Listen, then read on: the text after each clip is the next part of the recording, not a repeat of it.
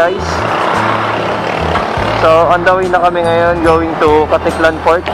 Sad to say, sa port na yon maghihiwalay na kami ng kasama ko. Sila pupunta ng Boracay, then ako is patawid na ako ng Mindoro. Kailangan ko nang makauwi agad-agad. Maraming salamat sa iyo, Sensei, sa inyo ni Madam, sa pagsama at nakasama ko kayo sa Visayas Mindanao Loop. So enjoy nyo lang ang Boracay nyo. May mga susunod pa tayong rides. Keep safe sa inyo lahat. Simula nga bukas, solo na rin tayo. Or simula mamaya. May 3 hours lang tayo tatakakin papuntang Katiklan Port. Ayos na yun. At least 1 hour na gugulit para sa tickets.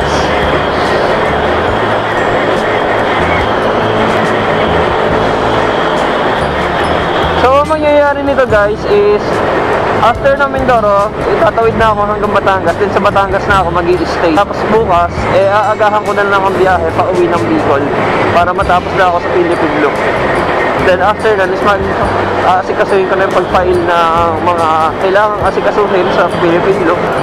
Ganun talaga. So after ilang days na paggagala natin, kailangan ng asikasuhin. Back to normal tayo.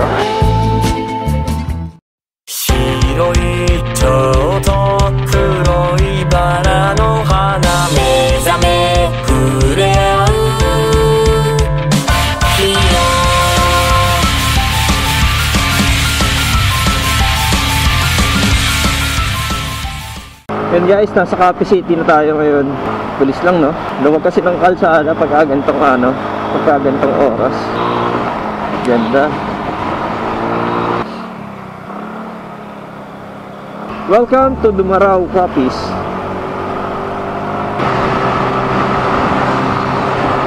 So,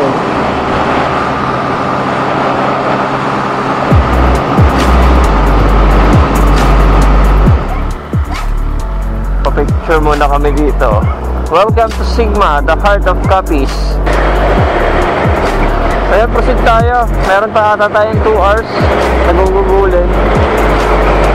Okay, sakto yan, mga 9 AM andun tayo. At para makakuha na rin tayo ng ticket patawid ng Mindoro. So proceed tayo. Let's go.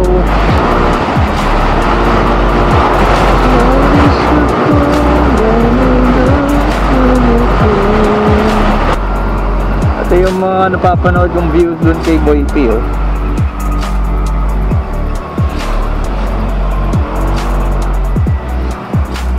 Ganda. On the way na tayo ng Katiklan Port. Konting biyahe na lang to guys. Ganda ng view.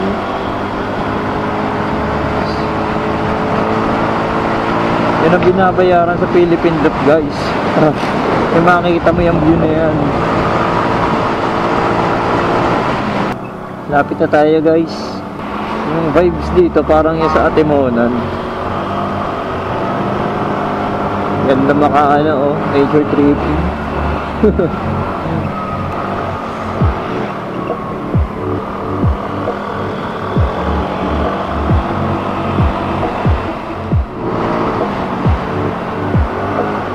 Meron na lang tayong 13 kilometers.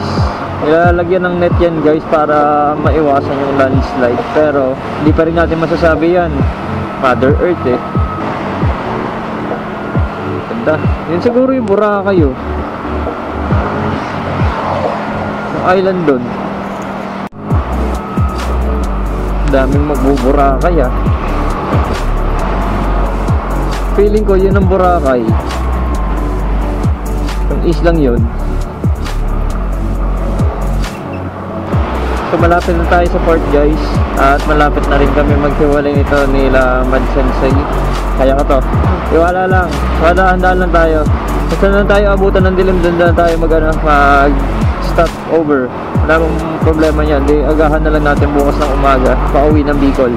Kaya natin yan. Tiwala lang. Konti na lang oh. Ngayon ka pa masusuko dyan. Nasukaan. Nakasan na ng loob. Municipality of Malay. Malay o Malay? Anong oras na? Diretso na? Hambulin ko yung 10? Bibili pa akong ticket pati.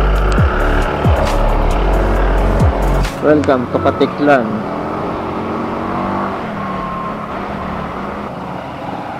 chill rides na lang yan kasi patapos na tayo. Tamang alalay na lang. Okay. Shangri-La Boracay.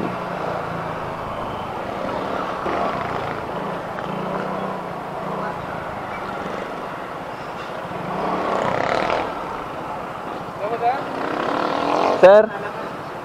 Sir, saan po yung ano pa puntang Mindoro? Sakayan po. Sa kabila po. Yan po. Sige, salamat po. Ano, Paps? Paano?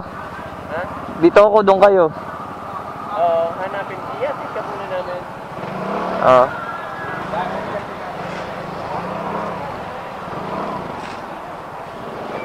Sir, ano pong oras yung ano? Patawid ng Mindoro? 4 pa sir, Starlight. What? Montenegro, wala na po? Wala pa yung schedule. 4 pa ng hapon. Gusto mo may alas 3. Tracking. Di pwede, may ano kami sa odometer kasi. Maghihintay ka sir alas 4. 4 o kaya alas 3. Paskat. Alas 3 na lang. Lalakaw. Paiba-iba, Paps. Grabe, guys. Grabe ang interval ng sakay ng Roro dito sa ano, Katiklan. Ay, Diyos ko. Patay ang riding day namin dito. Grabe, maghihintay pa ako hanggang 4 PM para makasakay lang. Paano tayo nito?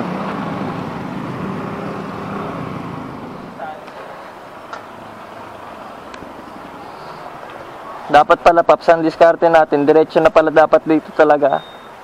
Kagabi. Nirekta dapat pala talaga natin to kagabi. Kaya nga.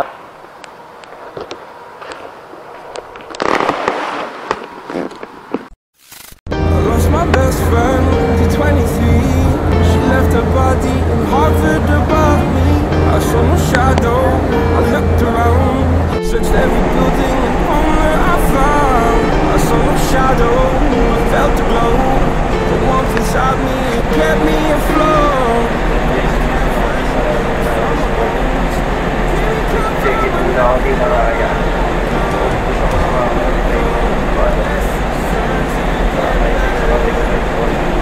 Ano ako makarating doon? 9 AM. Nakalis kami ng 3 PM.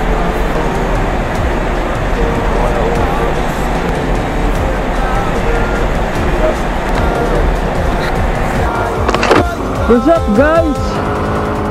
So ngayon na lang ako nakapag-update ulit after ng pagbaba ko sa Batangas. Grabe na talaga yung antok ko nun kanina, guys. So nakadaong ang barko ng Montenegro sa Batangas mga around 3 AM at nakalabas kami ng 3:30 AM. So yan, at naghanap nga ako ng matutulugan sana, matutuluyan na Traveler Inn. Ang kaso puro fully book, yun na mahirap. Wala akong mahanap na pwede sanang mapatuluyan or matulugan. Kaya ang ginawa ko na lang, dumiretso na lang ako, nirekta ko na lang. So, kinat ko na lang yung riding days. Okay lang yun. At least nakauwi tayo ng safe. At proud na proud akong sabihin sa inyo na ipinagmamalaki ko tong motor ko. Kahit 115cc lang tong Mio Soul ko. Imagine nyo, ganito lang kaliit na motor na ikot ng buong Pilipinas. Diba?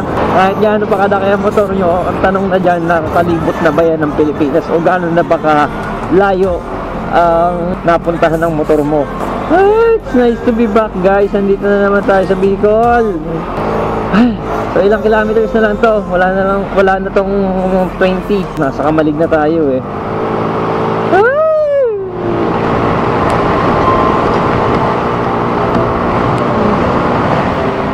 Nice, Deadpool. Proud ako sa'yo. Proud na proud ako sa'yo.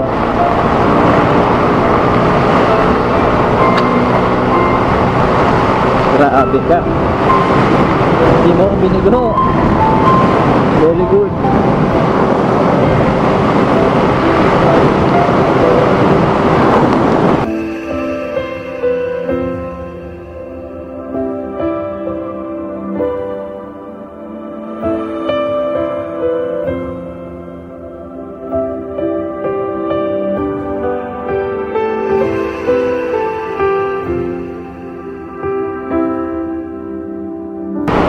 So, i-close na natin doon yung ating riding day. sa ating Philippine Loop. Ang gagawin natin is magpapagas tayo, hingi ng resibo, then pipicturean yun kasama ang odometer. So doon na i-close ang ating Philippine Loop. Tapos after nun is mag-file na tayo, ayusin na natin lahat yan, resibo, tapos yung mga pictures, then ipapasa natin yan sa ATPI kasama ng ating passport. Grabe, kala nyo tapos na, no? Hindi, magpapasahan pa tayo para malaman kung talagang conqueror tayo. Ito, at nasa Daraga Albay na tayo, guys. Konting kembot na lang, mga 700 meters. Grabe. Hindi ako makapaniwala na nagawa ko to. Madali lang, sasabihin nyo nagra-rides lang, iikot lang. Pero pag ginawa nyo na, ay naku, ewan ko na lang. Napakahirap kaya.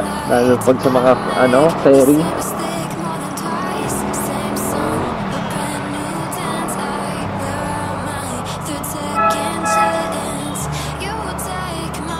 Lapit na. Ayan o, yung Petron na yan, guys. Diyan tayo. Sa Petron na yan.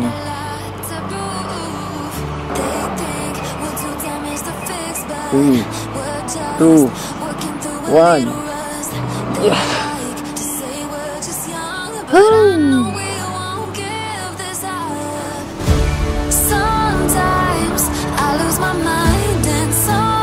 Paper muna, boss. Naikot ko na Pilipinas. Tapos ko na.